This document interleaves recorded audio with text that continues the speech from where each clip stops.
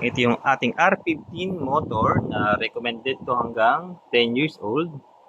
So, yan yung ating charger tsaka yung dalawang nilalagay rito. Design lang po yan na ilaw. So, rubber tire po yan. Kapindaan niya, rubber tire. So, 12 volts battery.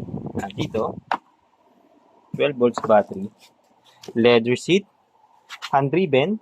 So, ito yung kanyang power on switch. So, umiilaw yun kung yung power on.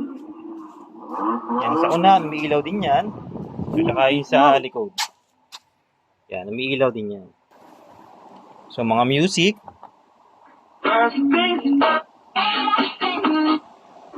Ito, Bluetooth mode.